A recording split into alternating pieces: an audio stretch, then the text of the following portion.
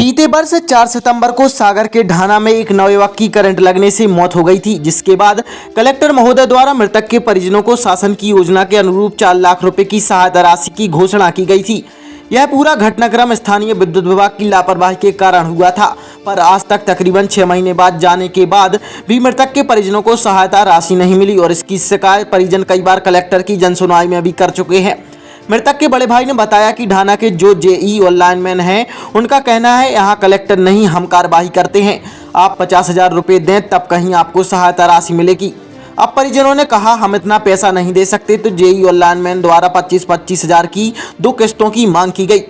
अगर परिजनों की माने तो इतने घूसखोर जेई साहब और लाइनमैन हों तो ना जाने कितने लोगों के जीवन की बत्ती गुल कर दें। अगर यह कलेक्टर साहब के भी साहब बन गए जेई महोदय, तो अब कलेक्टर साहब इनको क्या सबक सिखाते हैं, यह भी इस मामले की जांच के बाद पता चलेगा। फिलहाल फरियादी की आर्थिक स्थिति ठीक नहीं है। बेटी की मौत के बाद पिता का साया भी इनके ऊपर से हट गया। बहन की शादी का बोझ भी कंधों पर है। इन तमाम बातों पर क्या प्रशासन गौर करेगा और इस संकट से जूझ रहे मृतक के परिजनों की किस तरह मदद करता है, देखना लाजमी होगा। क्या नाम है आपका? हमारा नाम सूरज रैकवार है। और क्या समस्या हुई है आपके साथ, क्या घटनाक्रम हुआ है? घटना ये हुई है कि मेरे छोटे भाई को विद्युत केबल से करंट लग गया था 4 तारीख 9वें महीने में 2021 को, और उसकी करंट लगने से मृत्यु हो गई थी। और क्या है, ये सब विद्युत की लापरवाही, विद्युत वालों की लापरवाही से हुआ, क्योंकि लाइट हमारी पहले से ख़राब थी। उसके अपन ने विद्युत विभाग में जानकारी भी दी, शिकायत भी दी, उसका अपने पास पावती भी है, लेकिन इन्होंने ठीक नहीं की। उसकी वजह से उसकी करंट लगने से मृत्यु हो गई थी।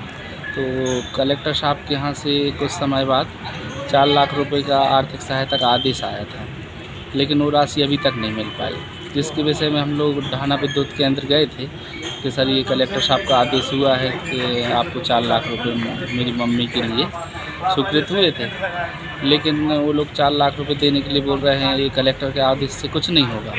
ये किसने बोला था आपसे? ये चंदन है, जेई चंदन है ढाना में, और रामदयाल सैन जो लाइनमैन है, बोले कलेक्टर के आदेश से कुछ नहीं होता। बोला कलेक्टर तो कुछ भी लिख देंगे, हम लोग की रिपोर्ट बनती है, वो रिपोर्ट ऊपर जाएगी जब आपके लिए पैसा मिलेगा।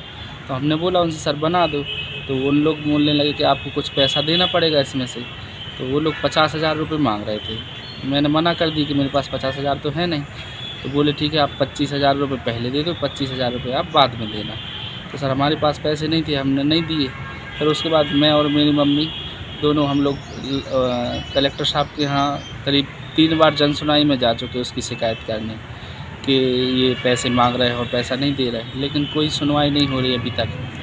और तो आपको क्या लग रहा है कि जो यहाँ के जेई हैं चंदन सिंह, ये कलेक्टर से भी बड़े हैं क्या? अब वो तो बोल रहे हैं कि कलेक्टर के आदेश से नहीं होता। अब हम तो कलेक्टर के आदेश, हम तो वही मान रहे हैं जो कलेक्टर साहब ने आदेश कर दिया, हम तो उसी को लेके गए थे, लेकिन वो बोल रहे हैं कि कलेक्टर के आदेश से कुछ नहीं होगा, हमारी रिपोर्ट बनेगी जब, और आप पैसा नहीं दोगे। आप कितने समय से परेशान हो रहे हैं? हम सर वो 9वें महीने में ख़त्म, 9वें महीने में ख़त्म हुआ था, और ये आज नई साल का 3रा महीना लग गया, तो करीब यही 5-6 महीने हो रहे, 5-6 महीने से फिर रहे। और भाई की मृत्यु होने के बाद 20 दिन बाद पिताजी की मृत्यु हो गई थी।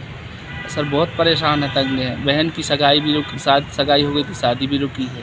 अब सोच रहे थे ये पैसा मिल जाएगा तो बहन की शादी कर लेंगे, लेकिन ये लोग कहाँ सुन रहे, बोल रहे हम झूठी रिपोर्ट बना देंगे, आप पैसा नहीं देंगे। ये किसने बोला था आपसे? ये जो जेई चंदन और रामदयाल सैन बोले आप पैसा नहीं दोगे तो आपको कुछ नहीं मिलेगा, हम आपकी ऐसी रिपोर्ट बनाएंगे कि आपको 1 रुपये भी नहीं मिलेगा।